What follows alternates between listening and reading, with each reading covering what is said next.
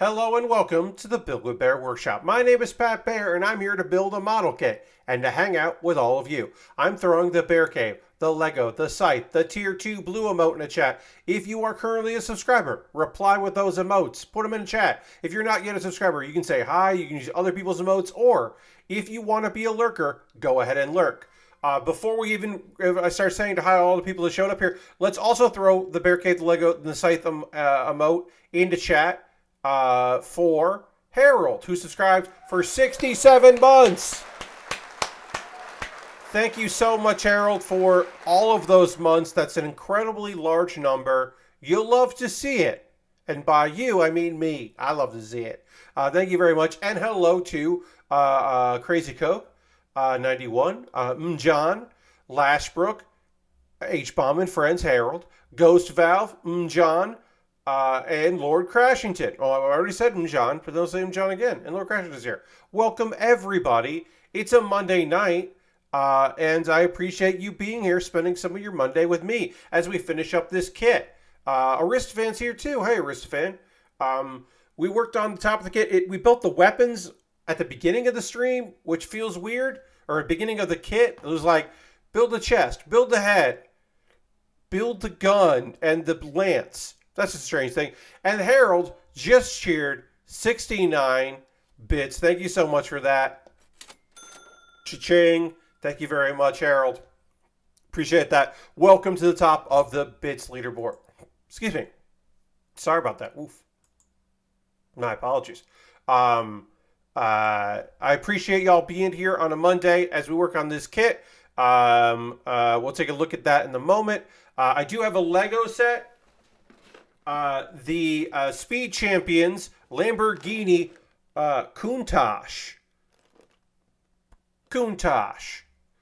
As far as I can tell, that's how you say the name of this Lamborghini, where the doors go like, whoa. They don't go open like that. They go, whoa.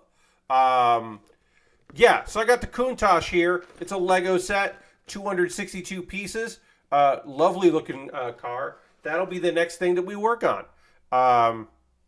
Or say it in the fun way. I think Countach is a... Well, I did hear someone go, Countach, which is definitely not how you say it. You don't say it like you're an Appalachian person. Check out this Lamborghini Countach. Like, you don't say it like that. But if you wanted to say it like that, you could. You don't need my permission to say it however you want to say it. But yeah, that's the next thing. Will we get to that? I don't know. Dukes of Hazzard style, indeed. I don't know if we're going to get that tonight. This might take the whole stream because there are still some fiddly bits with this kit. We got a whole leg left and the waist. That's really it. The leg, waist, and then the side skirts, which are just like components. And then we got to take some photos. But like, oh, shouldn't take too long. What I didn't want to do, let me peek behind the curtain. I didn't want to say, we're finishing this kit and starting a Lego set. And then we don't start the Lego set. I don't like that. So, just said we were finishing up. Anyway, I am going to retweet my tweet, see if we can get a few more friends to join us tonight. Maybe a couple more people will want to come hang out. And if not, that's also okay. And then we'll go to the main overhead. There we are. You can see our kit. We got the top half of this kit done. Now, I'm prepping some of the model kits I have while waiting for new model tools arrive. Oh, nice. You got some new tools coming in. Excellent. Always cool. Always cool to have some new gear to try out. I wanted to talk about this leg for a second. Now, I am not doing this leg fully to spec. You can see here that there is this gold sticker, or kind of like this, like, it's not orange. It's not, I mean, it is orange, but it's like supposed to be kind of gold. Anyway, we got this sticker here, right there. Just use this as a pointer. We got this sticker here, right? There's also supposed to be stickers right here, and right here, and then right there, and right there. So we're supposed to add a couple more stickers. Oh, I'm just noticing now, this slid.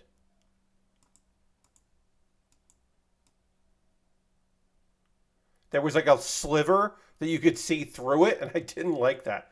So there, we're good now. Oh no, now I got this sliver here. What's going on here? I'm sure it was like this before and I just didn't care about it, but now I care too much about it. There. Perfect. There's supposed to be some stickers on there. And I'm not going to do them. So this leg isn't going to have as much of the gold as it should. It should have it. It has on the foot. It has on the back here. It should have it a little bit here on these little spike parts. It's not going to. Because those stickers are fiddly and tiny. And I went to apply one and I was like, oh, I don't want to do that. So we're not going to. We will be putting, of course, the other leg will have this part here. And then there is a part that goes around the waist, a little bit more gold. And then that's going to look pretty great. Now, if I was going to paint this, if I was going to airbrush this, of course, I would mask the parts, around it and spray it with a nice gold. I would do that for every part that is supposed to be gold to really make it. And then I would also do the parts that are on here already, like this part here and the foot, to match it, right? So it would be matching color. It would look great. I'm not doing that. I do like to try to apply stickers that are presented to me. That's important to me. But the little fiddly ones, I don't think they're going to look that good. They're not going to look great if I do it. And instead of getting frustrated and then having them not look good, instead, I could just not do it because who the fuck cares? There is a completionist out there that would be like, no, Pat, you didn't finish the kit. And to them, I say, you do it. You buy this old kit. The kit that I purchased pretty much just because of this beam saber lance, which I find to be incredibly silly to exist. This is the reason I bought this kit, because this beam saber lance is wacky to me. And I like the look of it, and I like the colors of it, and I thought it would look good with some markers. And it does look good. I think the green looks really nice with markers. So that's my thought process there. I made the decision that I'm not going to apply those stickers because I don't think they would look good for my level of ability. But enough about that. It's time to actually build this other leg, because we did this. We did all of here. We are now on we were on part 24 25 because we already built the foot. So now we can build this. And we can see if we can remember what we learned building the other leg, and if I can not screw it up. We'll see. I'm actually spray painting the metallic colors so it looks more interesting and not just one shade. Ooh, that is fun. Yes, build that leg. Welcome. Happy to have you here. Yes, we are going to build the leg. This kit needs legs. It really does. It needs legs, and it's going to get them. We're not going to skimp out. We're going to make sure this thing has legs. In our continuing efforts to talk about to keep up to date on Twitter, the New York Times has reported today that a 59% drop in Twitter U.S. ad sales was outlined in an internal document obtained by the New York Times, internal to Twitter. And then, according to current and former employees, because they would know, and the ones that would want to talk to the New York Times would definitely want to say the following: it is unlikely to improve anytime soon. And then I also want to point out, I did not read the full New York Times article, but I did read sections of it. And I want to point out my favorite bit of business from this article. Again, did I read the whole thing? No. Did I read most of it? Yes. Mr. Musk has promoted new tools known as adjacency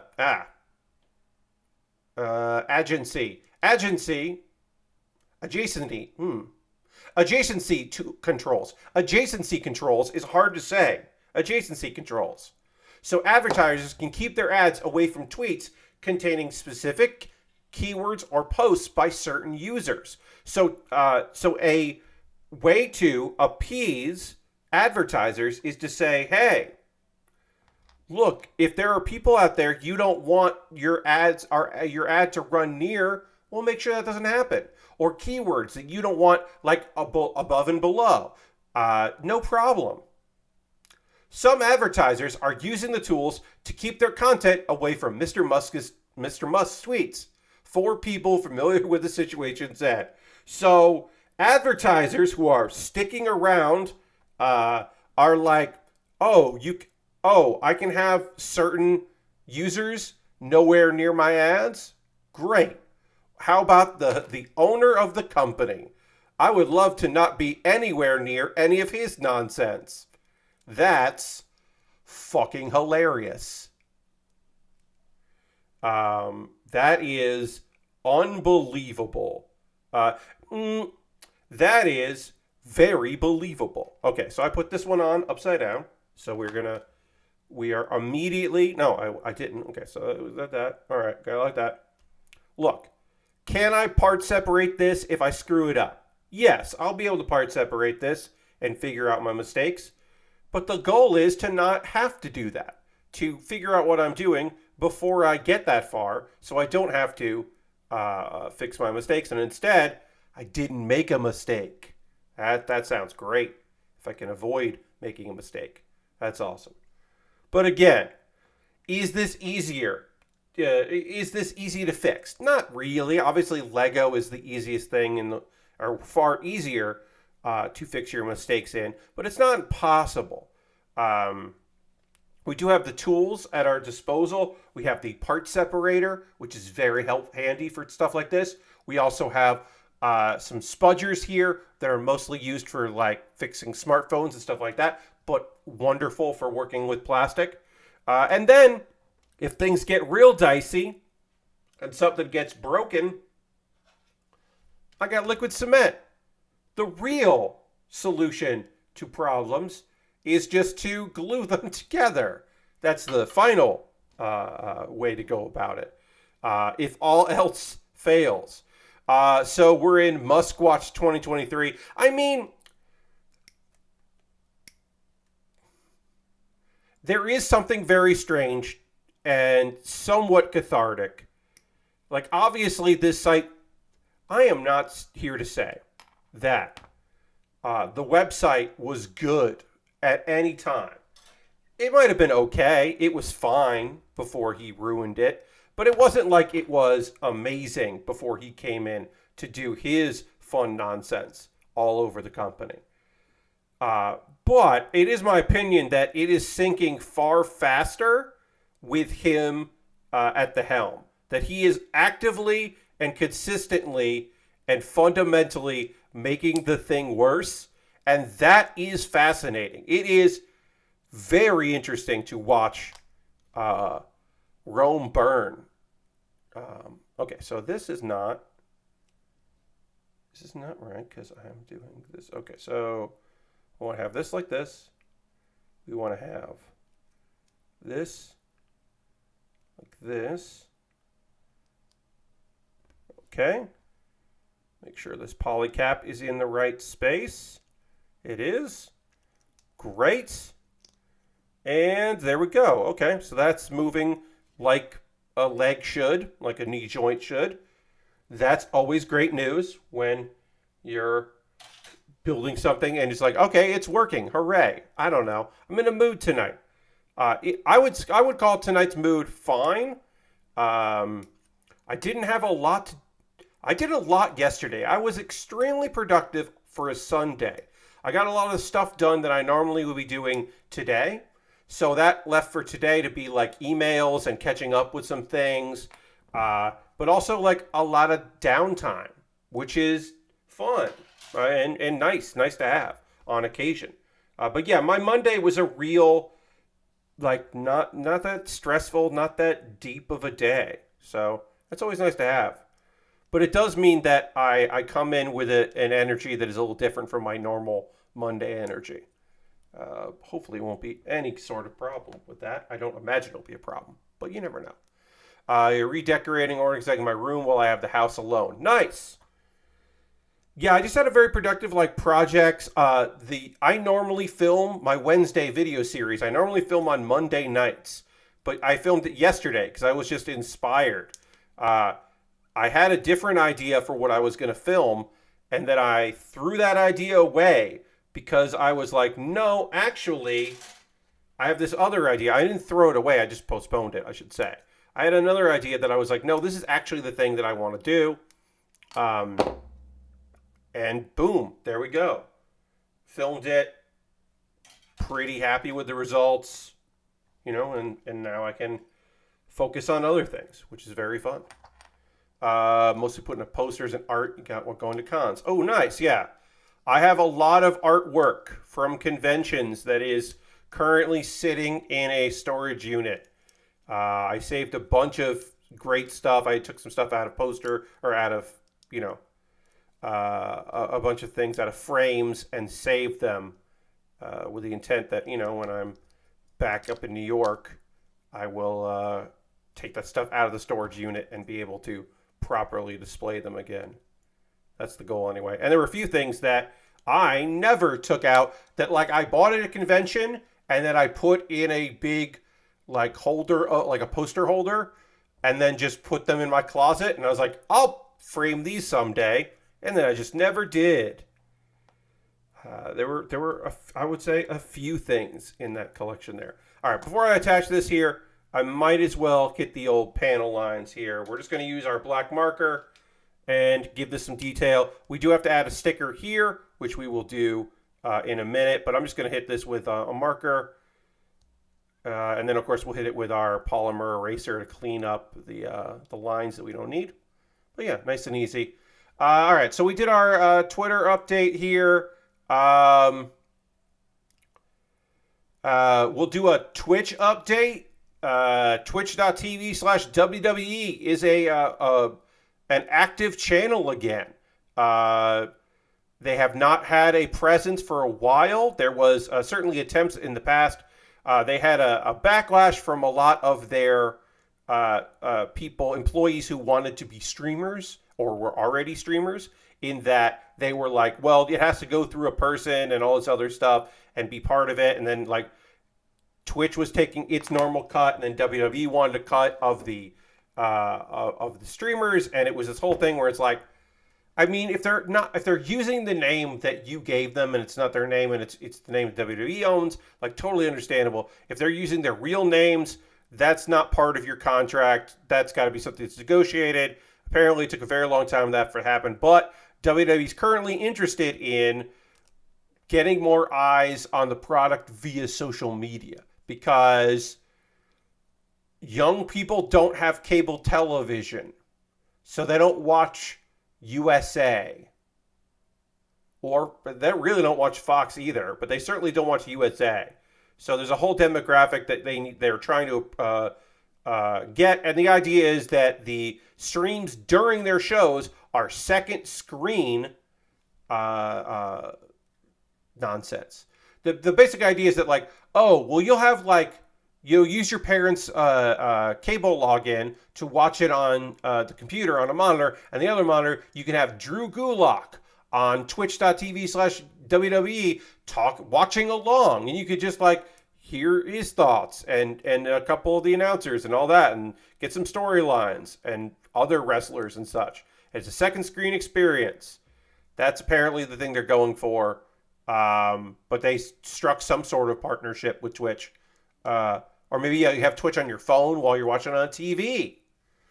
But yeah, they put out a whole press release.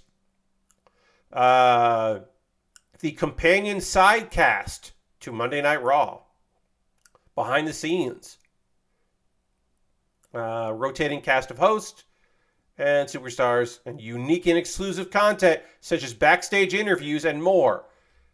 Am I guessing that this will be another place for wrestlers who don't appear on Raw or SmackDown but are under contract and are just trying to get some fucking screen time that show up on WWE.com? Will this be a chance for them to get a little bit of fun out there? And my guess is yes. You'll see or Maximum Male Models, yes, MMM, who have been doing very good work on the internet, get to do some silliness. Or Los Lotharios, who are rarely on TV, but are employed, wrestlers, You'll see that, or like Drew Gulak, who is now occasionally wrestling, but mostly managing in NXT, but is still a trainer and show producer and all that stuff. You'll see stuff like that. That to me seems like what we're going to see on those shows. What just happened here? I got a notification about something. Let's see. Oh, okay. A reply.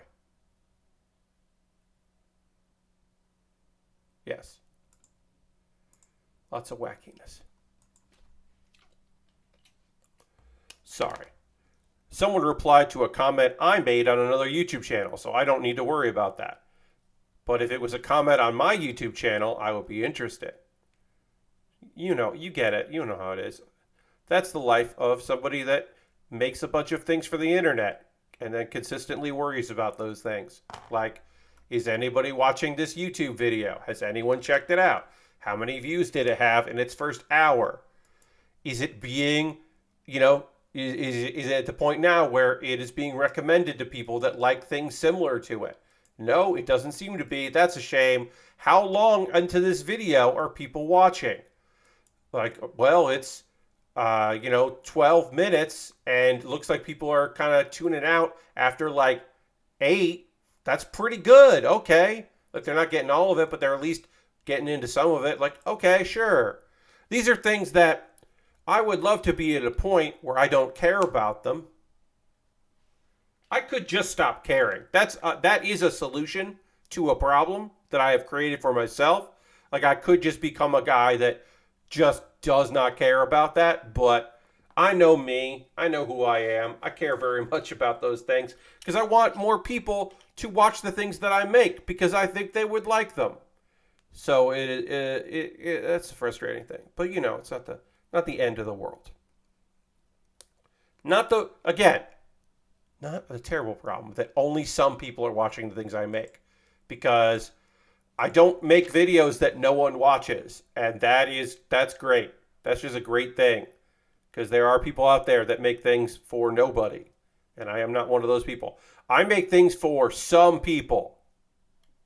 I just got a comment today on my WWE 2K23 video on how to set up CPU versus CPU matches, because it's very easy, but they never tell you how to do it. You just have to know.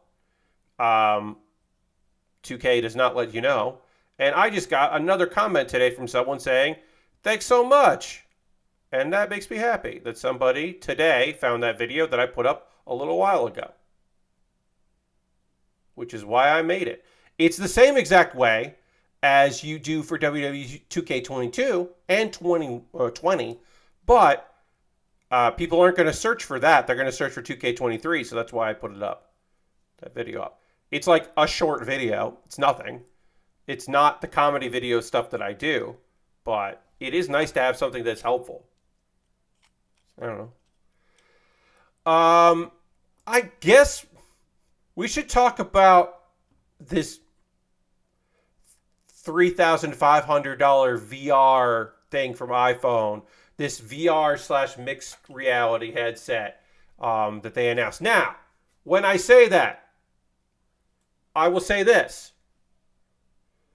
I don't think regular people are going to buy that. That's not what this is. This is not, I can't believe we didn't sell 1 million of these. No, Apple knows who's buying this first version with the Vita interface. Yes, we know that people are going to buy this are developers, rich dumbasses, and there you go. And then there will be a version that will be not that. That will not be as cool, but it will be out there. It's just not that one. I am not expecting, if they are not expecting, I should say, everybody to go out and buy this thing.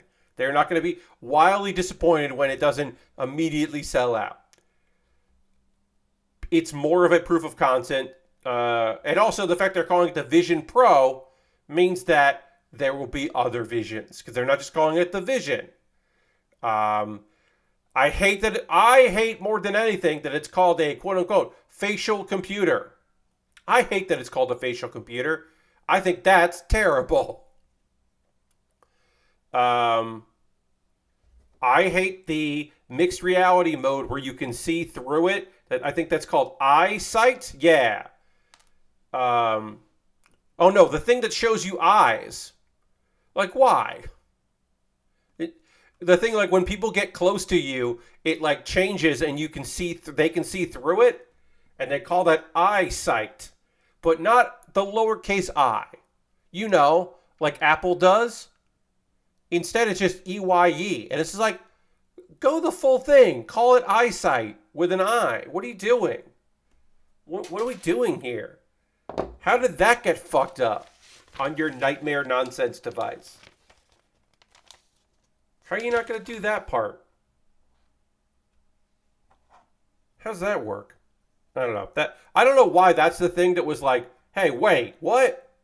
That got me to be curious, but that is the part that I was like, what? Hello, welcome, Toodles. Okay, so the Vision Pro. This is when you say it out. When I'm about to say this out loud, and it's just like, why?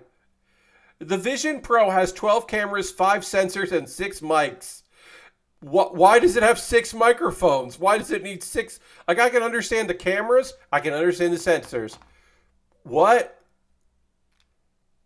But you can take spatial photos. And it's got eye tracking. Directional external audio. Yeah. I don't know. It's going to have its own app store. Not, like... But yeah, it's got its own damn app store. I don't know. There's a new iOS. That was like the big thing that came out. Who knows what software is going to get made for it when it comes out? You know, who they're going to partner with. What are VR partners that they could have that aren't currently owned by other companies that could do this work? You know, like who they've brought in. I don't know. If you look at the price of a large TV, this could maybe be a cheaper replacement for it. Have a good night, Harold. Thanks for hanging out. Yeah, I mean, I guess if you were going to spend that much money on a TV and instead you got the part where you plug in a cable and then the part where they're like, oh, this is not Google Glass. They don't say that, but this is not Google Glass. This is like, I mean, if a company isn't buying this for you, don't. You know, I don't know. I mean, don't in general. I think my general thinking is like, I don't know. Like, I've never been a big VR person. I wear glasses. I have worn VR helmets where it wasn't a big deal, but I have worn VR helmets where it was a very big deal and sucked a lot. I think VR is neat. I have never thought it is revolutionary. Mixed reality, I think, is a fun concept, but I have not seen any actual, like, you know, I don't know. I think, like, AR is interesting. John says, Google Glass gave me severe eye fatigue using the HUD. I never used Google Glass. Never had that. But, yeah, I don't know. Like, I'm not a VR evangelist by any stretch of the imagination, but I'm also not like I'm not a nonsense VR, like, I'm not here to be, like, mad. I'm not mad at VR. I'm not here to be like, oh, there's just no good reason for it. Like, no, I'm not here for that either. I don't know.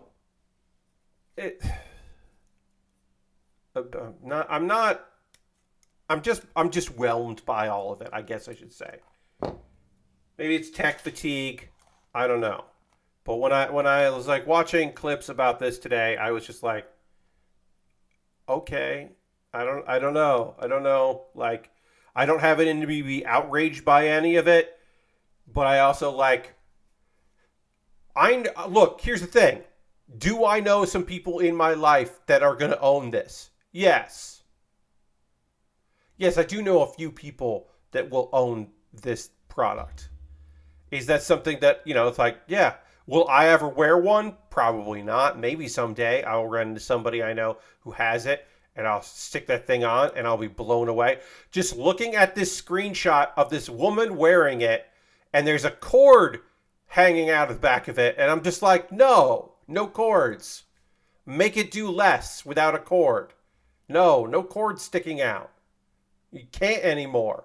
It's 2023. It'll be 2024 when that thing comes out. You can't. Talking a little bit about games. Still, because the version of Diablo 4 that I am planning on, or that I have purchased, my version does not come out till midnight tonight.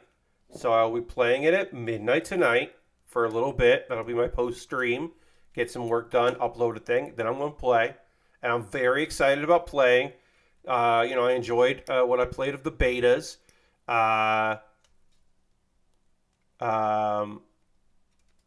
There's a patch coming, and every class that isn't Necromancer is getting some nerfing, and I think that's totally reasonable, and I don't mind that.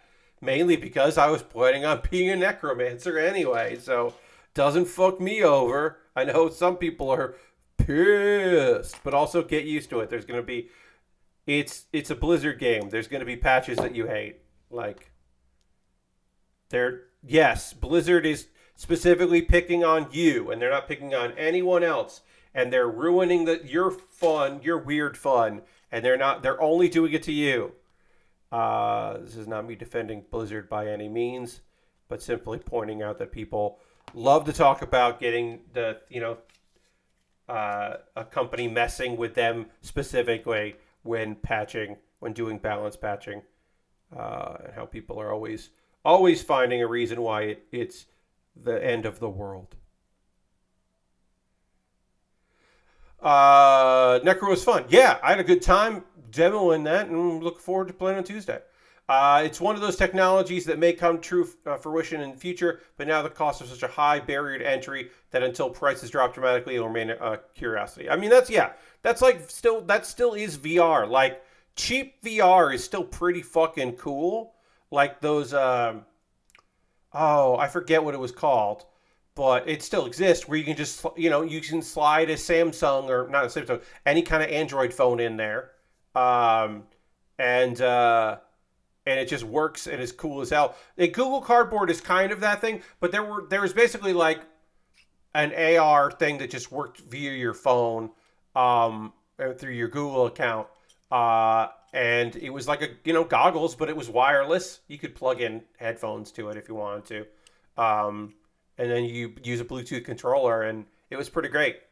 It's an ARPG. The cycle adjustments is commonplace to try to make things equal, challenging for all. Yeah, exactly. You're playing Path of Exile. Many seasons are all commonplace and accepted, aside for a few tryhards. Yeah, I mean, mostly it's just like a thing that people didn't click in their heads, and it should have is, look, people paid more to be able to play it, and they played it all weekend. And I think that sometimes people forget that, while I was playing this all weekend, Blizzard was taking notes on how people were doing and were figuring things out. And now the general population that didn't want to spend extra money on the game is going to get the game, and there's going to be a patch for them. And it makes total sense that would happen. That people, it's like, thank you, people that spent extra money. You're giving valuable feedback to the company. It sounds like Diablo 4 is out now for all players, as a Aristocrat fan. It would make sense that it would be 9 p.m. West Coast, which would be... Or, no, that would be... They did 9 p.m. East Coast, Aristocrat fan? All right. I mean, I'll take a look once the stream's over. Again, I have to upload this, the VOD of this to YouTube, so I'm not going to be playing until probably midnight anyway, but hell yeah, I would love to be playing this at midnight. I figured it was probably midnight my time, but if it was 9 p.m. my time, that sounds great. I mean, I do want to play it, right? It's, it's out and working, so I'll be playing that. 7 p.m. East Coast. Nice. I didn't even look at that. I mean, I guess I could have played for like a little bit, but I didn't want to because I was doing this. Let Let me just check something real quick here. Oh, okay. That's what it was. Let's see. We should Crazy brought it up a little bit, but we didn't really get into it. But let's talk a little bit about Forbidden Door. Well, actually, first we have to play this here, and we have to thank Bobby Dice Roller, who just gifted 5 gifted subs. Thank you so much, Bobby, and welcome 40 Gumball, Mugara Lexi, Jatsu84, we know Jatsu, Lawn Fryer, and Raincoat Baer. Man, hey, Raincoat Baer, if you ever hear this, you may have come in for a brief minute here and there. You may not have stuck around. You got a great username. Always nice to see another bear out there. But thank you very much. That's very kind of you, Bobby. Appreciate that. Welcome to the top of the gift sub leaderboard. Appreciate that very much. Thank you for your help. Okay, so let's get this together here. Forbidden Door. We're going to talk a little bit about Forbidden Door, the upcoming AEW pay-per-view that will also involve New Japan Pro Wrestling. It has been announced at New Japan Dominion that Bryan Danielson versus Okada. Danielson-Okada. It's going to Shinsuke Okada for Forbidden Door. That's wild. Now, I know there were some people out there, this is like something they were excited about. They were really looking for Bryan Danielson to be in the G1 Climax. They were hoping that he was going to be in the G1 tournament.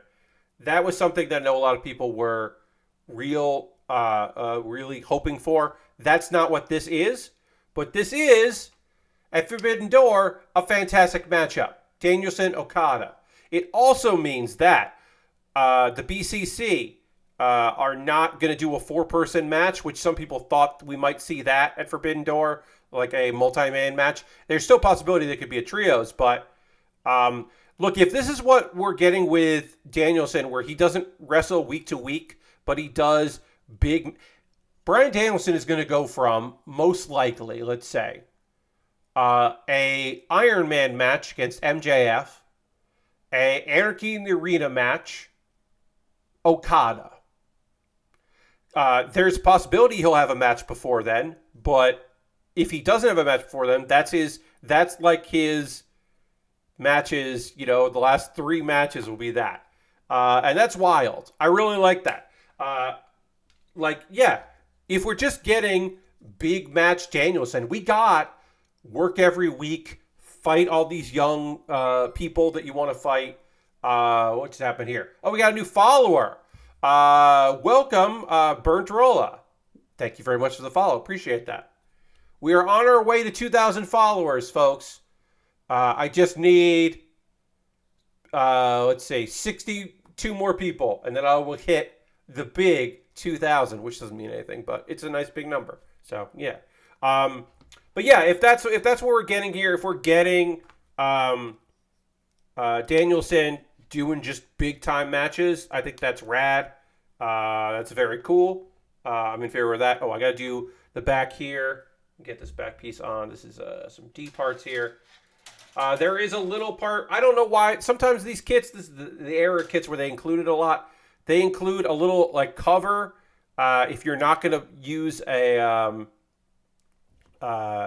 if you're not going to use a stand for the kit, they include like a little piece to cover up the hole. But I'm not too concerned about that. So either way, but I do need to have this looking good here. So we'll get that in.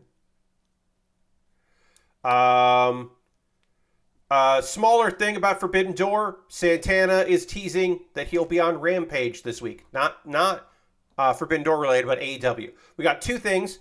We've got Santana out there, formerly of Proud and Powerful, Santana Ortiz, teasing that he'll be back. And, the numbers that he tweeted out were the date of Rampage. So we'll know on Wednesday. Also on Wednesday, Tony Khan has a big announcement.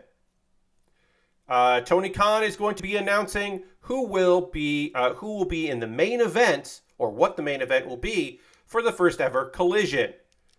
And if you're thinking it won't be CM Punk, it would be wild if it wasn't. It would be wild if the main event of the first Collision wasn't a match involving CM Punk. Now, would I be happy with that? I mean, yeah, I would be, because I think it would be hilarious if he was like the opening match and then he went home. I think that would be very funny, but most likely he'll be out at the start of it. Why is this piece not cooperating? He'll be at the start of it, and then he'll, be in the main event. It would be incredibly funny if the main event was like, Samoa Joe defends the Ring of Honor TV title against Blake Christian. That would be unbelievably hilarious. Again, unlikely that is the case. It's most likely Punk and Joe. Or it's Punk and somebody else, and then Joe interrupts and whatever. It becomes a whole thing. This piece does not want to slide in properly, and it's annoying me. I don't know why it's not. It's being rude. It's being very rude, though. I'm going to admit this. Doesn't really matter. We're not going to see it, but I still want to do it.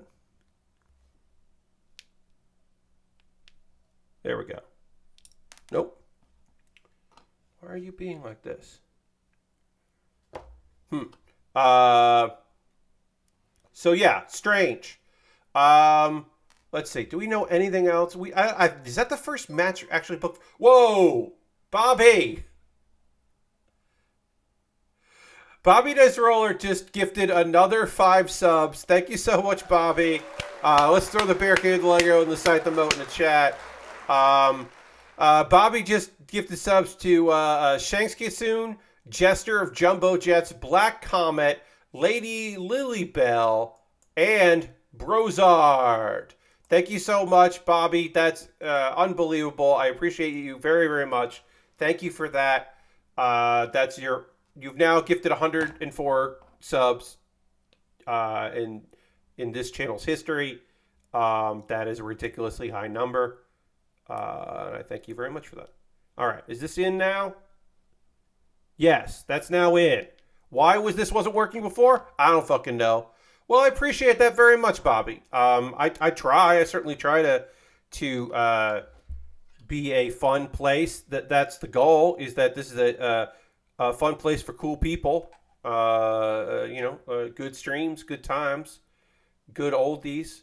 But yeah, I mean, that's certainly the goal, is that people will have a good time hanging out.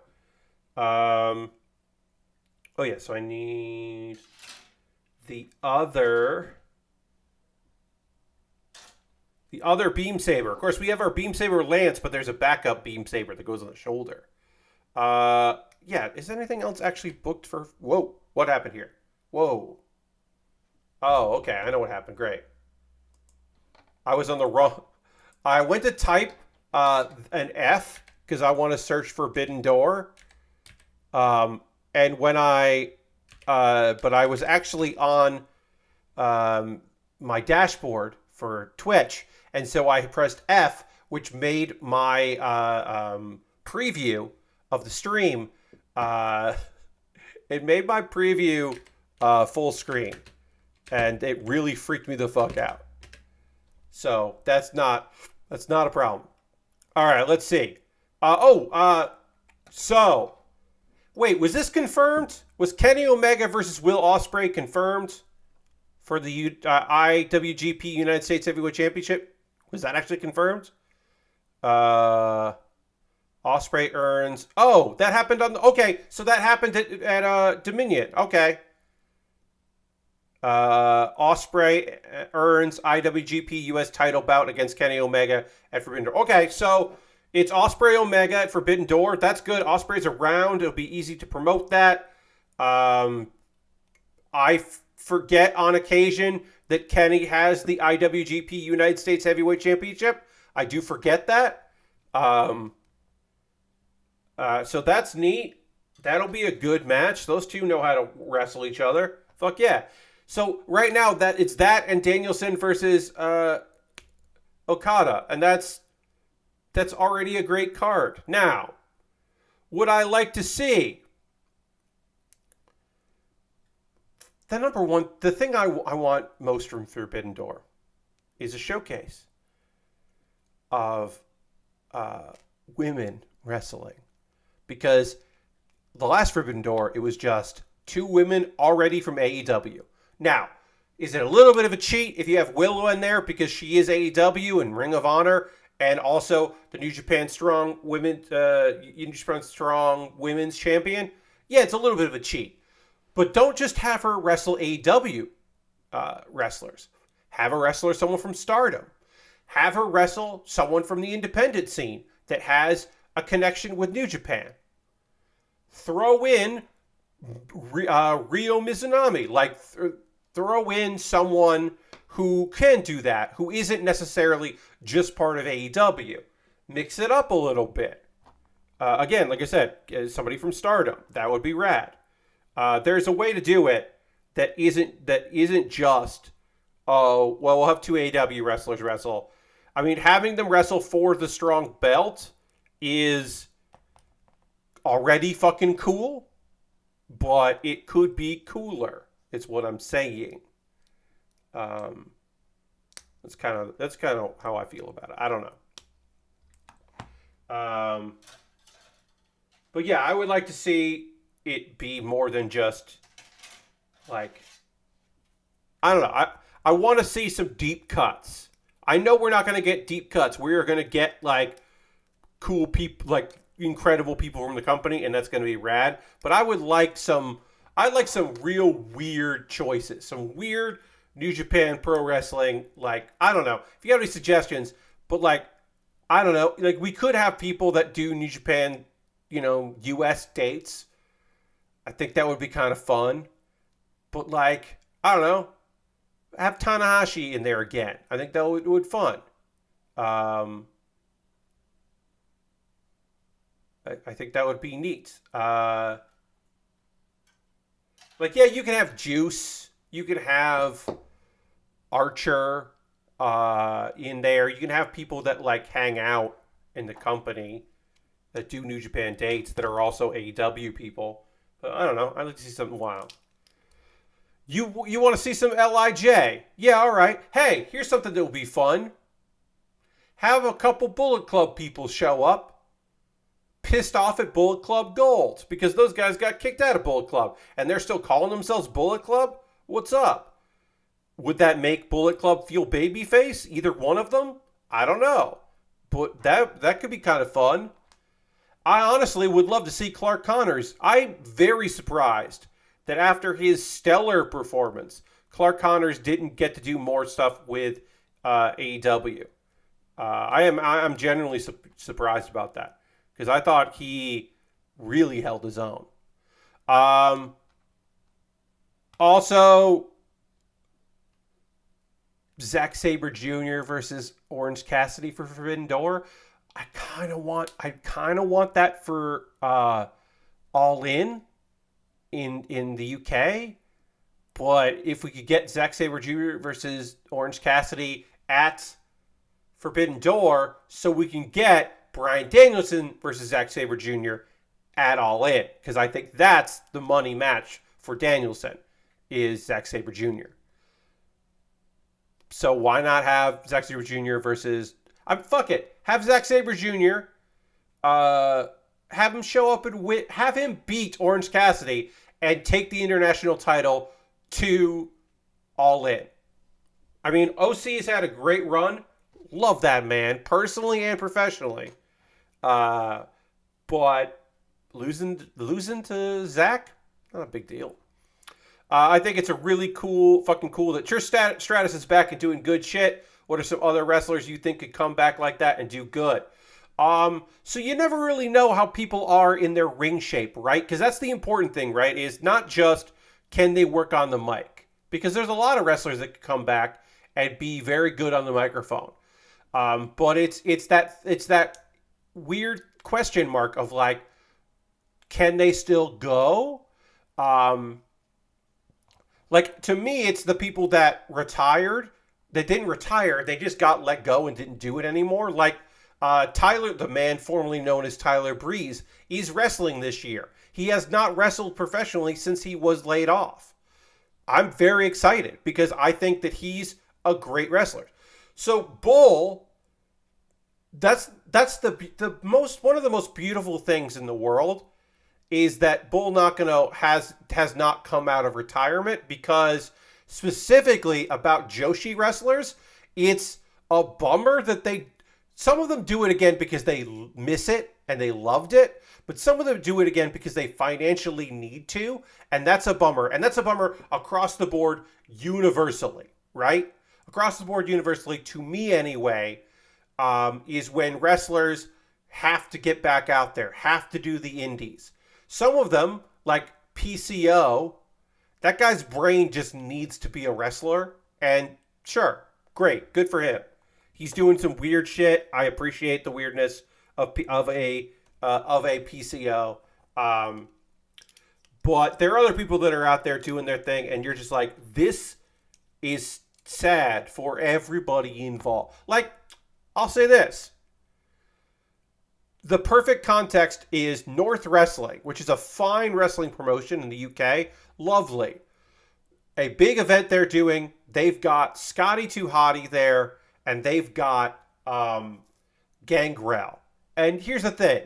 Are either of those guys going to put on a barn burner? No. They're going to be used smartly.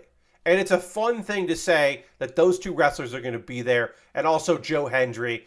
And the fucking UK loves Joe Hendry. So, great. As far as, to me, wrestlers that retired that you'd be like, I think they could definitely... I bet Ken Shamrock has one great match left in him.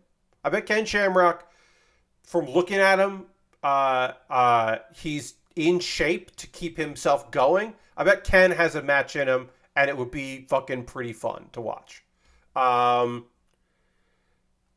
don't really know outside of that. Like, it's that weird thing where you're like, yeah, I don't really know who's sitting out there just raring to go. That you would be like, oh, I would like them to step back in the ring. I'd like Chavo Guerrero to have another short run. Like, hey, it's Chavo. I'd like Chavo to have a Chavo run, a Chavo senior run in WWE. I think that would be fun. We got the LWO right now. I think Chavo showing up for the LWO and hanging out would be kind of funny. I wouldn't mind seeing him have a little time in the ring again. I think that could be very fun.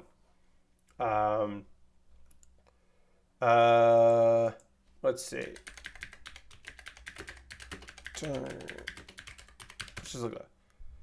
Let's see. 10 retired wrestlers who are surprisingly young. This is fun. That's fun. This is an older article because it does include a couple people in this list are deceased. And that is a shame. Let's see. And, hey, who could still who's already proven that she could wrestle and could have a program is Molly Holly. Molly Holly still has so much left to do in the ring. Doodles, yeah, I think this turned out pretty okay, right? We're just about done with this kit. I have to assemble the shield here. Let's see here. So this is going to go in like this. And that'll let me attach there. But yeah, I think for the, mid-early 2000s, this kit is... or the mid-2000s, this kit looks pretty great. And it slides in like that. Yeah. Yeah, I'm not mad at this kit. I love the beam lance because it's silly. So that makes me happy. But yeah, we built this kit. It's done. It's looking pretty all right. Oh, and then also it can do that. I forgot it does this. It does that too. And that's very silly in a way that I appreciate. That they turn like that. That's nonsense. I get behind that nonsense. And let's see. Yeah.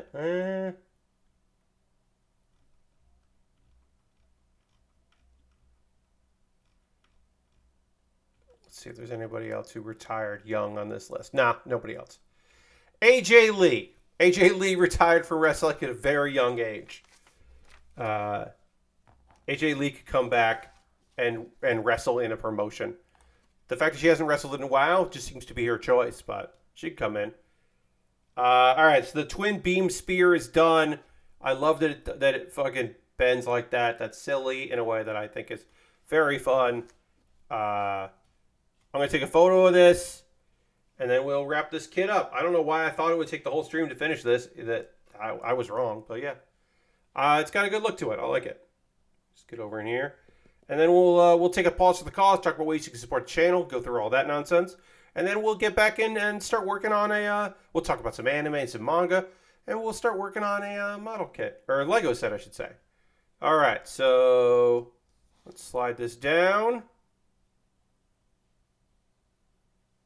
Kind of like that. And I'm going to take 2 photos because I want to take a photo with the lance like this because that's just silly. I think that's very fun. And then I'll take 1 photo without the backdrop here. I'm going to take a couple options, a couple photos here.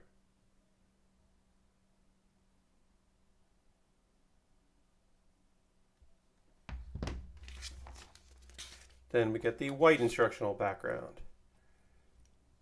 Sometimes I just take 1 photo and then I look later and I have to retake it because I don't like how the photo turned out. So it's nice to have a few options here.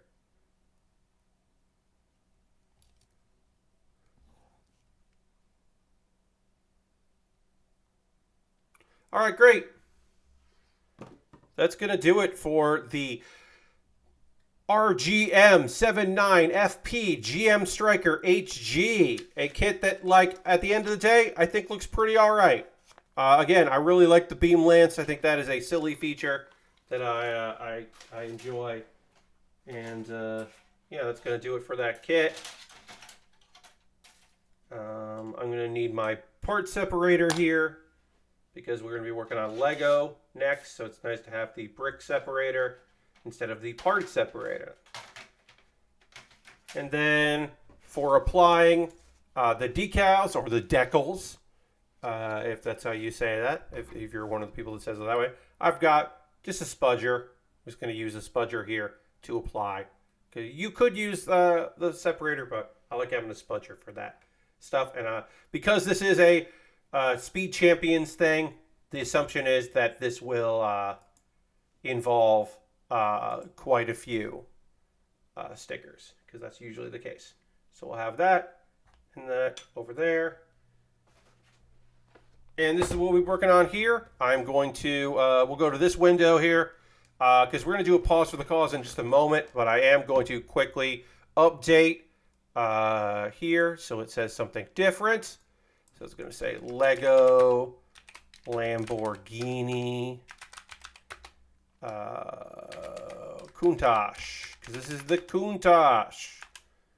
Or, if you want to be fun, Countach. There's Lamborghini Countach. But yeah, Lamborghini Countach, that's what we're working on now. That way I have it updated there. Is it surprising that Owen Hart's in AEW game because Vince and WWE fucked up their relationship so bad since his death while Brett was willing to go back to WWE? No. Lord Crashington, a thing you gotta know is Martha Hart and Bret Hart don't get along. The Dr. Martha Hart, the widow of Owen Hart, does not get along with Bret Hart at all. And so it is not surprising me at all that she's never going to have Kim be honored in WWE. It's her decision. She's the one that made the decision to go with there. WWE offered Bret Hart a Legends contract, which is a lot of money, which he took. Neither of those things are surprising to me, knowing what I know about that family. It would have been more surprising if Bret had said no to a lot of money for the opportunity to maybe be around AEW in some more capacity. I guess. But yeah, no, none of that is surprising. It's not about fucking up that relationship so much as it was never going to be a relationship. You can't unfuck gross negligence that leads to someone's death. You just can't unfuck that, I don't think. Maybe you can. Maybe there is a world where Martha Hart would have made peace with the WWE and wanted to continue to work with them in some capacity. It was never going to happen. No. Tony Khan doesn't like Evil Uno and the Dark Order. Dark Order came in because of the Bucks, because they really like those guys. You can tell by the way they're booked that Tony Khan doesn't give a shit about Evil Uno. But Tony Khan does love old wrestlers. So that doesn't surprise me either. Tony Khan fucking loves old wrestlers. That's why he employs so many of them. And Owen Hart being in the game is a big deal because he's in a fucking video game. Evil Uno not being in the game is a bummer, but it's not surprising at all. It's just not surprising to me. Evil Uno is currently battling and feuding with his former best friend in Ring of Honor, not Dynamite or Stu and Evil Uno aren't even fighting on Rampage. They're fucking fighting on the paid service show. That tells you everything you need to know about how Evil Uno is treated in that company.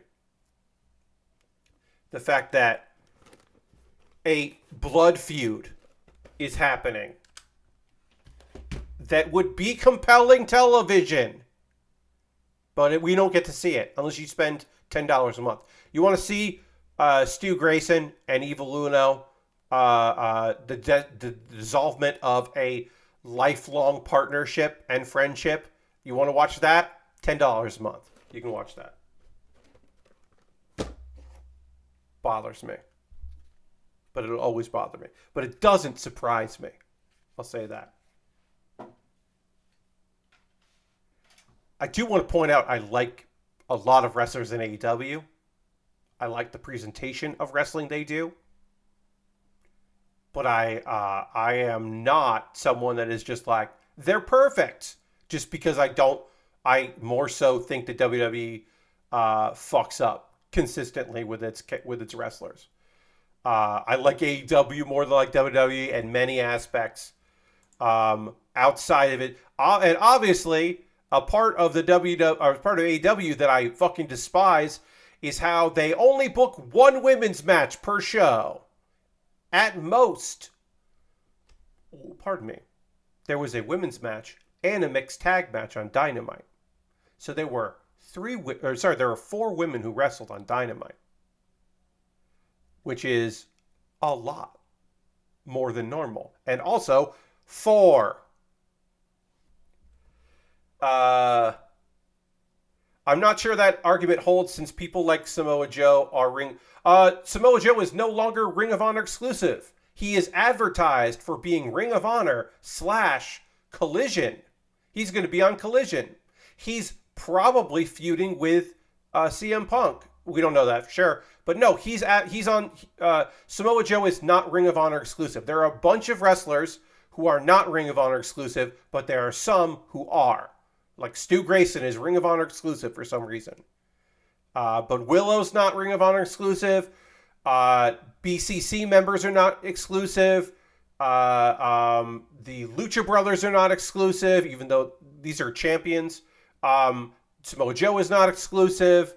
But then other people seemingly are.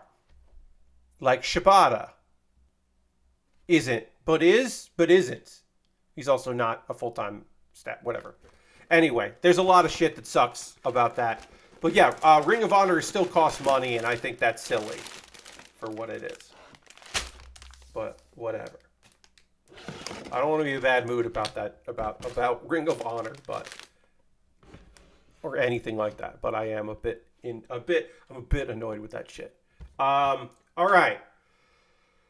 Very briefly, I'm going to talk about ways you can support what I do here. I want to rant about wrestling, which I was not expecting to do tonight. Anyway, hey, if you're currently a subscriber, you can throw the Baer Cave, the Lego, the site, the tier 2 blue emote in chat. Let the people know. That is an easy way to support what I do here.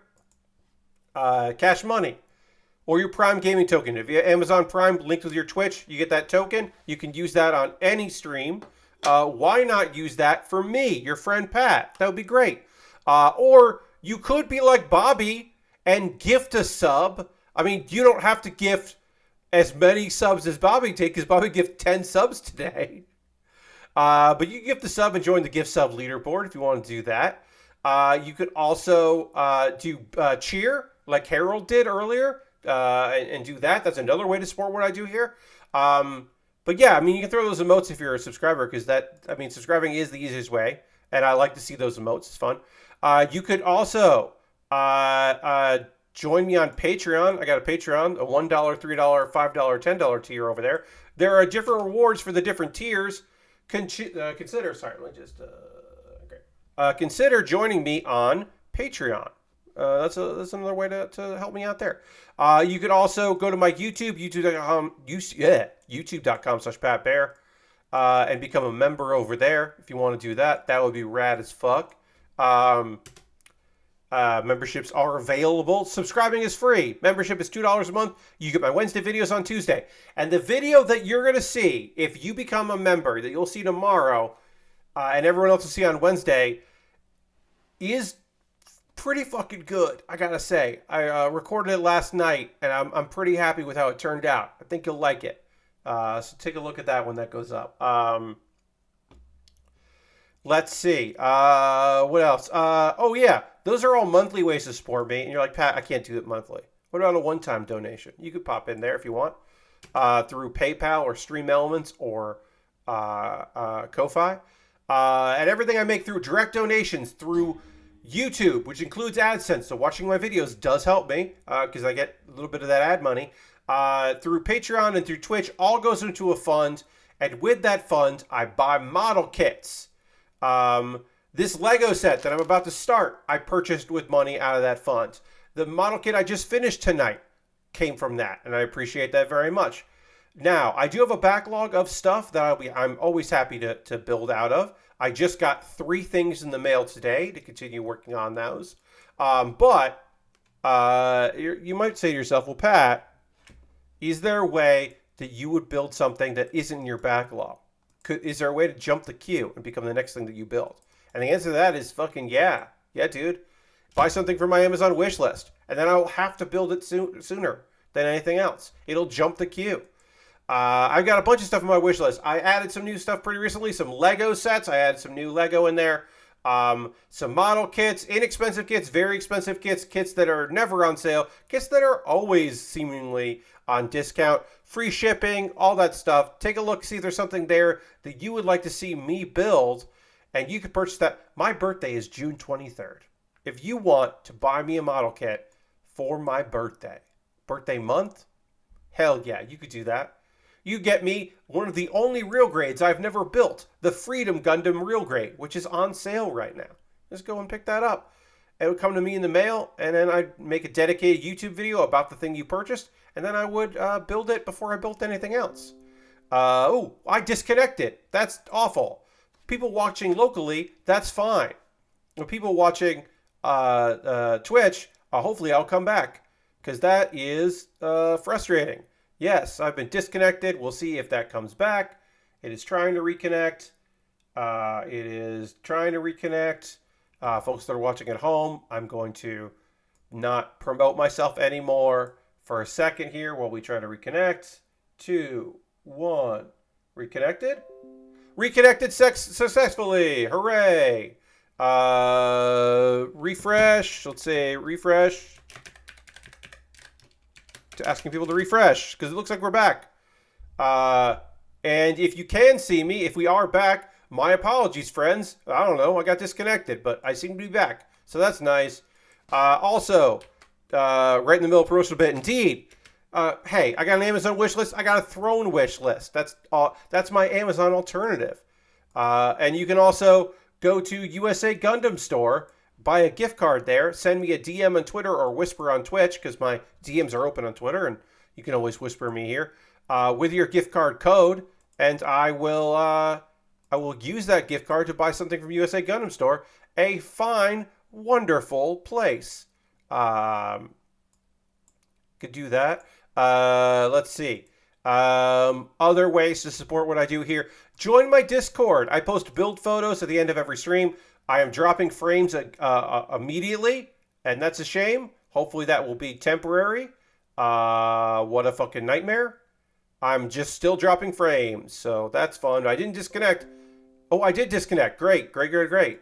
That's just prime. Internet's gone weird. Okay.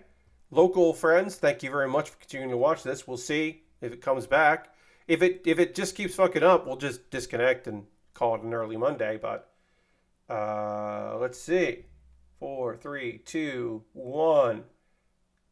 Nope, trying to reconnect. Didn't work. Gonna try again.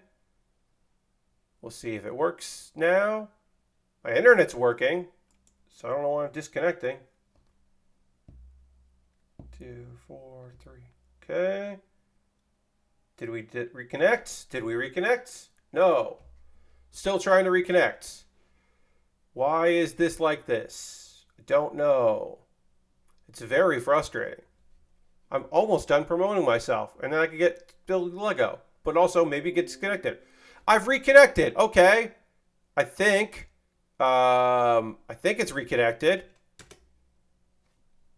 I think it reconnected. Yes, it did. Hello. Okay. Hi. I'm back. Hello. Sorry. I don't know. I got a Discord. Join my Discord. I think we're back here. My apologies, friends. I don't fucking know. Dropped a bunch of frames there. 2 disconnects in one night. Real bad. Anyway, I'm going to finish promoting myself. Then we'll start working on some Lego, and maybe that'll be okay. I don't even fucking know. I'm going to keep trying to come back because we got, time left in the stream. And my apologies. This is weird. It's weird to have so many disconnects. I don't know. Amazon hates self-promotion. Twitch is extra twitchy today. I guess so. I mean, it might be that because my internet connection has seemingly been fine. I got a new episode of Pat Baer's Anime Club I would like you to watch. I'm going to put a link to that in chat. This will also be in the show description of the YouTube archive of this. But I would love for you to check out Pat Baer's Anime Club. I put a new episode today. It is my 98th episode. And this episode is about some of the cutest shows out this season. Instead of just talking about isekai, like I often do every season, I wanted to tell you about all of the lovely and very, very fun cute shows. And is one of them an isekai? Yes. Did I miss talking about a cute show because I'm not actively watching it this season and I forgot that it was there? Bobby just gifted another sub. Thank you very much, Bobby. Thank you. Welcome, John Williams 13. Let's throw the Bear Cave Lego site emote in the chat. Thank you. I appreciate that, Bobby. But what I was saying there was I put a new episode up. I did miss a show. I put it in the comment, or I put it in the show description that I missed one. But I talk about 4 shows that I think are very cute and lovely, and I think you would like. No, don't gift a sub for every disconnect, because we've had a bunch of them. Gift if you want to, but don't feel obligated to do that. We don't have gift. We don't have anything like that. There's no incentive to do that, other than it's nice. And then I will have a new one up on Wednesday, but the most recent Baerly Rehearsed is a thing called Randy's Soapbox. I think is pretty funny. I would like you to watch it. It's short. It is the kind of guy that would want to tell it like it is. But in this case, the thing that he is telling like it is silly. And so maybe you'll like that. I don't know. I think it's pretty funny. And John is here for the Fire Lambo build, which we'll be getting to in just a moment.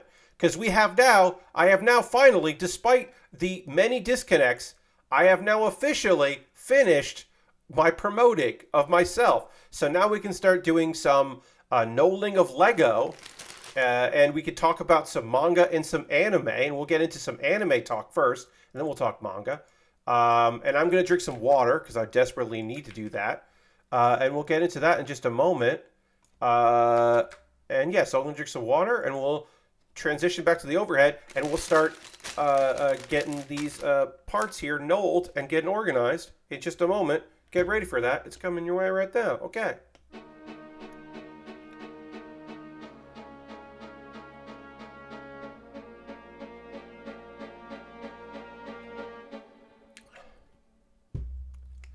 All right. This is a Lamborghini Countach. We are going to be knolling bag 1 here. We'll get into bag 2 later. We're going to start with the knolling process, and then we will start getting into it. But it's good to get organized. Lord Crashing wants me to hit the dance button. I will hit the dance button, sure.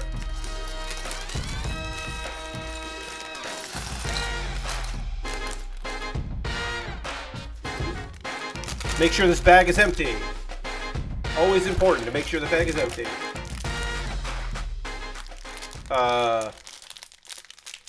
Kuma Bear Punch continues to be delightful, if inconsequential series. Most fun you can have, or assign 1Z possible. Totally, I agree. I do think that Kuma Bear Punch is a fantastic, it's such an odd thing, because I've read the manga, and the manga gets a little more violent than the anime is, which is fine. But it is a thing where it's like, yeah, I mean, Yuna gets mad on behalf of children, which is a lovely character trait to have. But Yuna isn't like Yuna's biggest problem was, it took a lot of my energy to defeat a Kraken. And you're like, yeah, of course it did. Sure. But for most of it, it's just like, oh no, there are wolves. And Yuna's just like, yeah, I'm going to kill those wolves. So it's fine. Everything's going to be okay.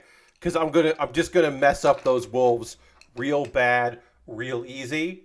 Y'all don't have to worry. I'm a fix wolves. It's just kind of the vibe. And it's like, yeah, that's great. It's just like pretty easy to watch. I think I'm an episode behind on Kuma Bear Punch. Also, we're dropping some frames. We dropped some frames there, but maybe we're okay now. We all right there? All right. Looks a little rough. Maybe my quality is bad. I'm going to do that. See how that looks. Okay. That looks better. All right. Yeah, that looks fine on my end. Let's see. What was I going to say? Oh, yeah. I should say that the fun little extra bonus series for Kuma Bear Punch is called Baer Kuma. And that's a beautiful, silly, stupid thing that I enjoy very much. All right, let's see. What else? We should get into the anime that we should get into the devastation. Sacrificial Princess and the King of Beasts is a very pleasant reimagining of Beauty and the Beast that I wish had better animation. The VA work. So, yeah. The VA work is great, and also I would say, Doodles, that while the animation quality is not top tier, the backgrounds are goddamn gorgeous. So I kind of say, yeah, that's fine. I don't know why that one I'm like, yeah, I'll watch it, whereas the animation quality of, why Realia is with the Duke or whatever that anime is called, that animation is so bad that I'm like, no, I can't watch it. I made the decision to not watch that one, and I'm reading the manhwa instead, which is pretty good. But I am watching Sacrificial Princess because the backgrounds are so beautiful. Otaku Elf could have been slight, but the last episode was touching tale, remembering the past. A lot of Otaku Elf is beautiful. The history lessons that are involved are a pleasant surprise, and I think Otaku Elf could be very one note, and they choose not to by focusing on more than just our main elf, more than just Elda. And I think that is a lovely choice. But we do need to talk about the most recent episode of Mobile Suit Gundam, Wish for Mercury, which season 2, episode 20. Things are fucking happening. Good things? No. But things are happening.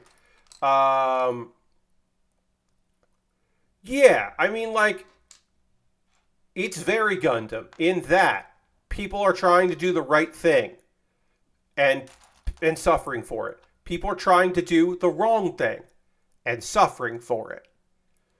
People are trying to do the right thing and everything's going to work out until it fucking doesn't. And once again, as always, the biggest 2 takeaways you can have is everybody's fucked up and Gundams are a mistake. Mobile Suit Gundams are completely and totally a mistake. They've been Gundam as fuck this entire season. Totally. I think last season was Gundam as fuck. Here's the thing. Gundam means a lot of things. There is a traditional Gundam, a modern Gundam, and some people don't like modern Gundam, but I'm going to tell you right now, Gundam Builders is Gundam. It's just as Gundam as Iron-Blooded Orphans is, or Gundam Age is. They're all fucking Gundam. Yeah, they're not as hard and sad, but then this one is a bridge between those 2 extremes, I think. Or Victory Gundam, or, War in the Pocket. Like, there's something for... Gundam is, it expands, because Gundam is just mobile suits that move around and sometimes have souls, but not always. And sometimes there's new types, but not always. And sometimes there's a complete and utter dumbass goody two-shoes that hardens by the end of it, but not always. It is still, there is still a multitude of these types of shows. And there's still a lot, there's still a lot of differences and similarities between the vast different types of Gundam experiences. And to just be like you can say, I think it's totally reasonable and understandable to say there are certain Gundam types that I like.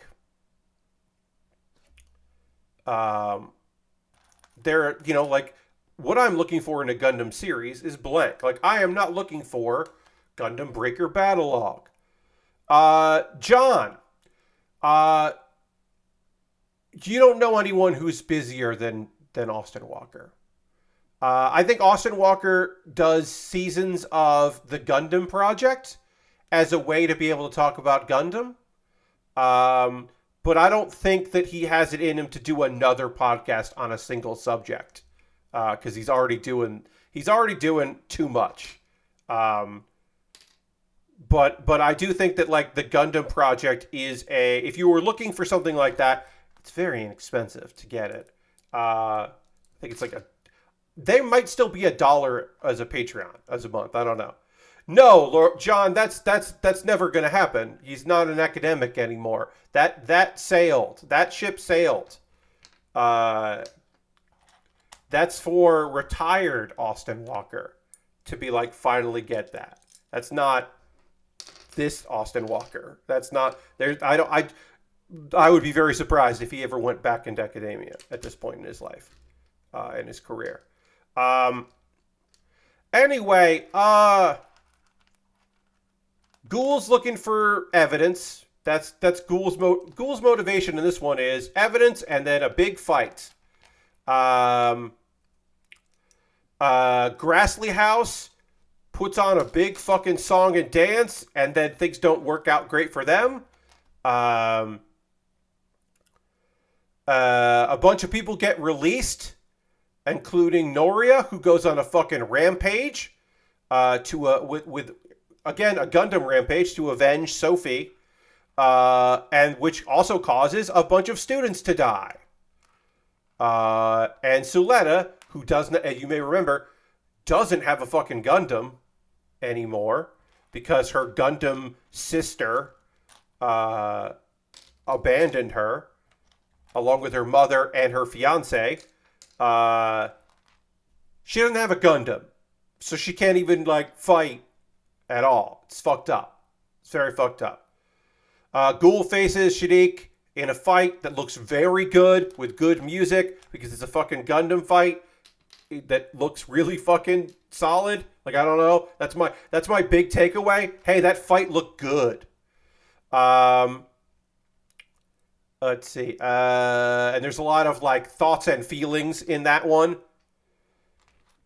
Nika reunites with Earth House, and they're trying to defend the school and, you know, try to rescue some people and try to do all that kind of cool shit, which is good.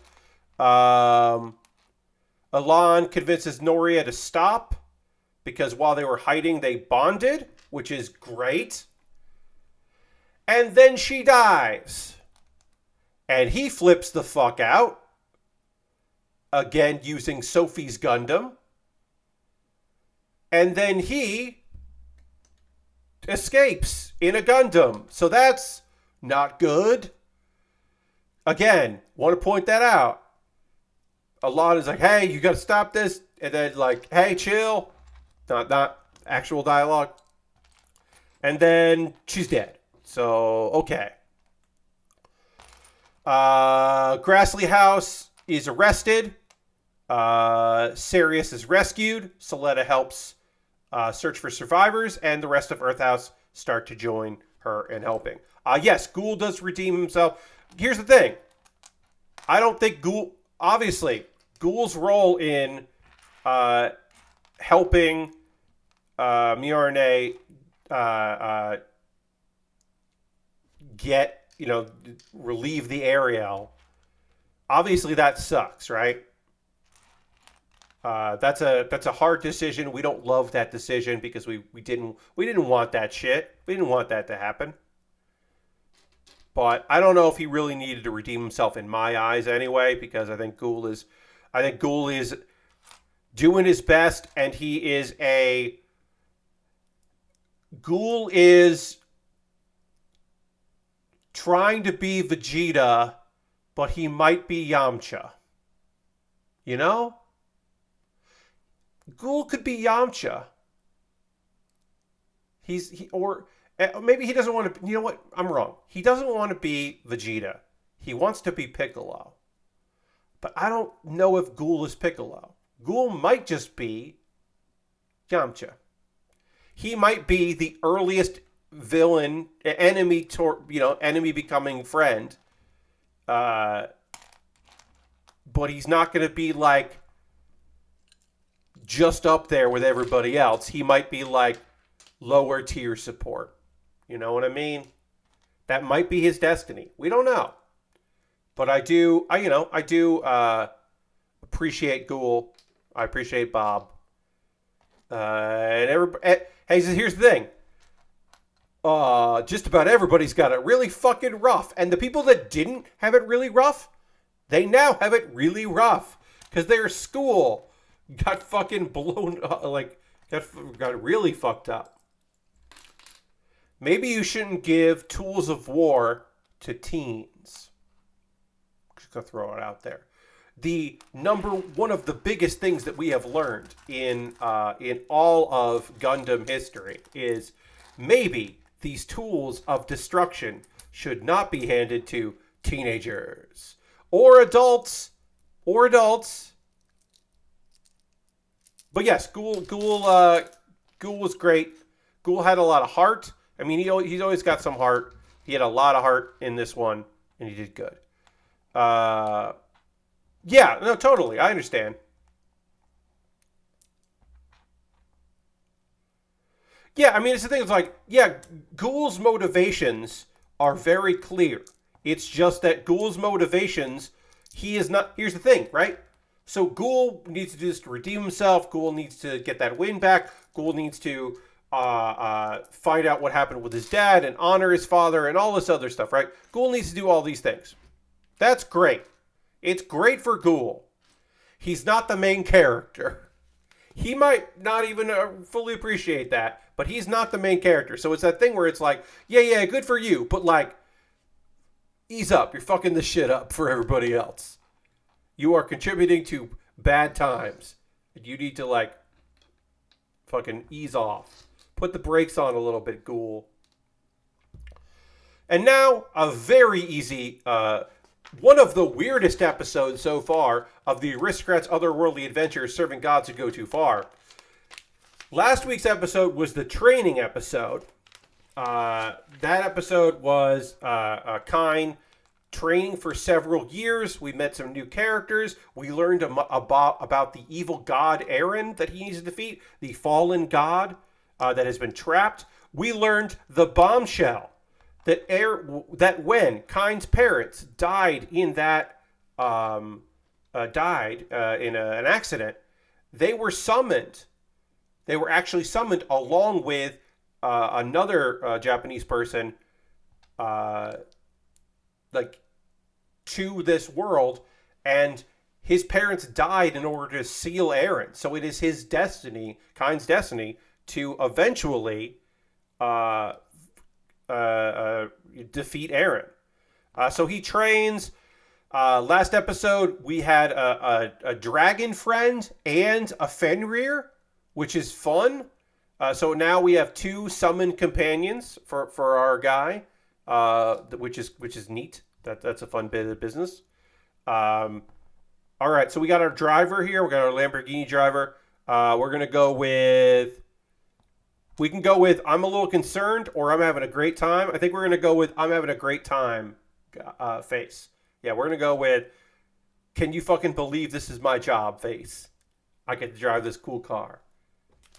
So we got that done. Now we can start getting some work done on our Lego here. Again, this is only bag 1 of 2 bags. There's a whole other bag. But I will be knolling this other bag on my own time so that on Thursday we can we will all be ready to go here and probably complete this build on Thursday. Let's see. So, Kine is back. He's been gone for like a week. People were pissed off about that shit. And then the king believes him that he met with the founder of their country. He believes that tale, which is good. That's good news. This goes under. Okay. And then the news comes. Let's see here. Okay, we're good. News comes that, hey, you never finished that quest you need to officially be A rank. Now, why they would fuck around with this when they should just make him A rank, who knows? But they're like, no, you got to complete that bandit capture. We got all these bandits out there. We need you to go get them, and then you'll definitely officially be A rank, and you won't be dismissed. And so Kine's like, all right, I'll go do it. Luckily, he does. He chooses to go do it because it's important. The father of his friend, the cat girl, what's her name? Parma. Parma's father is being escorted by Millie and Nina, the 2 adventurers that trained him when he was like 4. Obviously, he didn't need the training, but, he calls them sensei. Although, he calls them sensei, and the English subtitle, basically refers to them as, like, maestro. And I don't know why they chose that instead of teacher. They could have just said teacher. It's weird, but that's the choice they made, so fine. So Kine captures the bandits, helps out his former teachers who were escorting Parma's father, and then they all kind of hang out at the guild. The jerks that tried to mess with Kine before show up again and then run off because they don't want to mess with him again, especially since he's a baron. And then, they find out what's been going on with their former protege, that he is a baron, He has land. He's an A-rank adventurer. He's ranked higher than they are. And they don't know about the fiance stuff because that hasn't come up yet, but they'll learn about that. And then we find out, hey, it's a small world.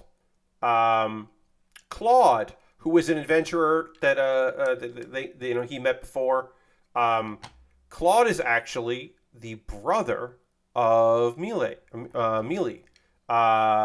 which is really fun. Small world. And then the rest of this episode is, I remember this was weird in the manga, and it's weird in the anime. Kine is not fitting in at school because he's so powerful, he's not allowed to use magic on school campus because the barrier won't protect his magic. And he's gotten even stronger since they made that decision. So he's not really fitting in. And so, like, there's some dumb, real goofy hijinks with these adventurers who are on campus to be, like, guest lecturers, trying to make opportunities for Kine to, like, show off how cool he is. And it's just one of the things where you're just like, this is nonsense. You don't have to worry about that. Like, Kine's not having the exact kind of fun time that he thought he would at the academy, but it's also doesn't matter. And they don't know that Kine also needs to train to someday defeat an evil god. They're not aware of that, which is fine. I guess it's fine for them to not know, but they're just like, we have to help him fit in. And it's like, you don't have to worry about that. It's okay. So that plan completely and totally fails. And then Kine is just fucking mad about their goofiness. And so he's rampaging in the forest, just kind of like killing monsters and kind of using his full abilities and going wild a little bit. And that makes it seem like a demon lord awoken or something. Everyone freaks the fuck out because suddenly someone very strong is rampaging in the forest. I need one more of these. One of the problems of not doing the full null where I like reduce them is that it's hard to... I just group them by color. Sometimes it's hard to find the pieces that you need. But we did it. We managed to make it work. So he rampages, and then everyone thinks like a terrible calamity is coming. So he gets lectured again by the king and his dad, and everyone's mad. Here's the problem that we'll set up for the next episode. Kine rampaged so much that a crystal that had been hidden is now exposed, and it was eaten by a dragon. And that crystal had a part of Eren, the evil god. So now the evil god has gotten out through this dragon because his containment is weakening. That's the whole point in having Kine show up, because the gods can't interfere with Eren. They can't fight Eren. They can just create an opportunity for someone to fight Eren. So that's the end of this episode. Again, it was like, oh, that's kind of fun. Oh, this is kind of neat. Hey, why is this like this? Why are we doing this weird, goofy episode where the really powerful, overpowered kid is having trouble fitting in? Like, why are we doing this? So that was that episode. Now it's a part of the stream where I'm going to tell you about a manga I've been reading. Oops, what happened here? There we go. There we go. It's actually a manhwa. I have been reading The Dark Mage Return to Enlistment, which is a fun premise of, it is a post-isekai. This is a somewhat popular subgenre in South Korean comics. So, South Korean comics, you've got your like dating game or romance novel replacement character. That's a lot of your stories. You've got your I was bullied, but now I'm strong. There's a lot. I don't know if bullying is rampant in South Korea in high school environments, but there's a lot of manhwa about like, what if I was strong enough to beat up my bullies? That's like a big one. There is the Murin, the ancient Chinese folklore. That is popular subjects and various ways to get there. There is the time regression. Time regression's a big thing.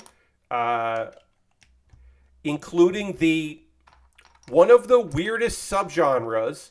And someday I'm going to learn why this is happening, and I'm going to do a Pat Bear's Anime Club, Pat Bear's Manhwa Club about this, because I don't understand this entire subgenre.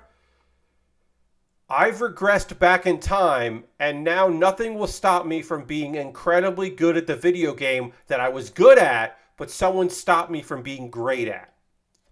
Because there are multiple manhwa about regressing through time and reliving with your memories, and now you can finally be all you thought you could be in a video game. That's like several manhwa. And I don't know how that happened. In this particular case, this is a manhwa that feels like the start of an isekai, like a Japanese style isekai. You've got your main character. As a kid, he gets summoned to a fantasy world of magic and mystery and bullshit. There's multiple people have been summoned. They've got to defeat the demon lord. And our main guy has a rough fucking time of it because he's a dark mage. And everyone thinks that sucks because they think dark mages are evil. So they think he's a creepy evil dude because his powers are different from other people. And he's like required to do this. He's like has a contract with a goddess to do that. And he does. He succeeds. And she's like weirdly insistent that he doesn't go back and tries to offer him reasons to stay. And he has no intention of going of not going back. He's like, no. I did all this stuff. I did all these things. I'm going back to my world. I'm going back to my world. He ends up using his abilities on her so that he can go back without losing his powers because she's going to strip him of all his abilities. He's like, no, I'm taking this back with me. And it kind of works. He gets back to Earth. Gets back to Korea. Hey, end of story, right? No, because this is all the first chapter. He gets back to Earth, and there's two things that happened. One, he doesn't have a source of... He uses so much mana to dark energy to go back that he doesn't have it. And he's like, oh, shit, this is the thing I forgot about. How am I going to replenish my dark energy? But he discovers there is a way to do it because there are gates and demons. The other big subgenre. The other big action subgenre in manhwa. There are gates and demons that show up. And monsters. So he immediately enlists in the military. And you're like, why would he do that, Pat? Shouldn't he be like just defeating monsters and having no problems and like because he's so strong? Well, he needs to recover all his dark energy. And the best way to do that is to go into gates and go into dungeons and fight monsters and absorb their power. But he can't do that just on his own. But if he's in the military and he goes to I guess since people saw some ads, sorry about that, you saw some ads. If he's in the military and he goes to what do you call it? The dangerous place, he gets into the dangerous areas, then he'll fight monsters. And that's what mostly this has been. It's been him enlisted. There was a brief thing of him like beating up people who were fucking around and like being an overpowered main character. But mostly he is now a exemplary military cadet, a private. He's breaking records. He's saving the day. He's getting time off, which he uses to go into a dungeon, absorb more energy. Right now, he is trying to get an advancement, so he'll get closer to be in the action. And someone has shown up to be his rival, which is pissing him off because she is like making a point of like decide it. So now he is just showing her how much better he is than her, which I think is fun. And look, this could go different places. I feel like this is the premise, right? A thing with manhwa is because it is weekly or every other week, it takes a little while sometimes to really feel what's going on with it, right?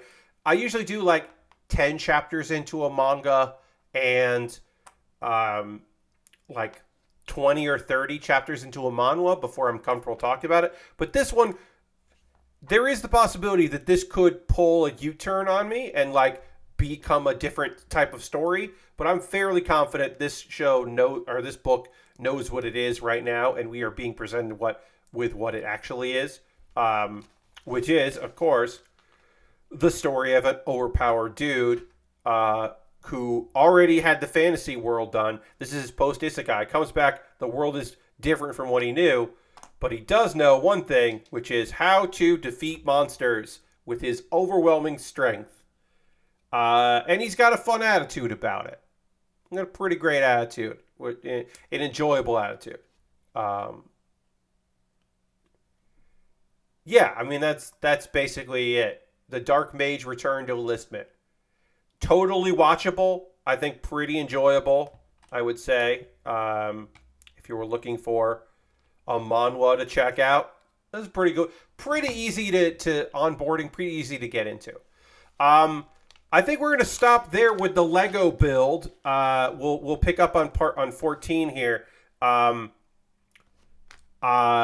Because the internet is held out, but I have no idea if we're going to get disconnected again. So I would like to be able to raid. So that's what we're going to do now. Thursday's stream, I will talk about Diablo 4 because I'll be playing that tonight into tomorrow. But tomorrow's stream, I should point this out. Tomorrow's stream is not Diablo 4. I got a bonus stream, a Tuesday stream. It is Pokemon Platinum Randomizer. We're not done, but we're getting close to like beating all the gym leaders. We're on our way. We are on our way. We just defeated a gym leader when we last played, and now we're on our way to a lake to try to save the last of the legendary Pokemon. And then I don't know what happens after that, but it probably involves the last gym leader and also fighting Team Galactic. But I do remember where we were, which I don't always remember. So that's tomorrow night, 9 p.m. Eastern, playing some of that. Please check that out. We are going to raid. That is how we end every stream on a Monday. Mary Kish is playing a game called Killer Frequency. I don't know what that is, but we're going to go raid her as she's playing I believe this is a platformer of some sort, maybe, or I don't know. Well, I don't know what Mary's playing, but we're going to go raid her and check that out because it's Monday and we always end with a raid, indeed. And we always try to raid Mary on Merry Mondays. Thank you all so much for being here. I hope you come and hang out tomorrow. Hope you come back on Thursday as I work more on this Lamborghini Countach. I want to thank you very much for putting up with my disconnects. It's very kind of you. It's a spooky narrative game of some sort. Thank you, Lord Crash. I appreciate that. We're going to find out. I want to thank you for being here. I hope you have a great rest of your night. I will see you on the next stream. Goodbye, everybody. Goodbye, goodbye, goodbye, goodbye, goodbye, goodbye. Let's go on this raid. And good night and goodbye.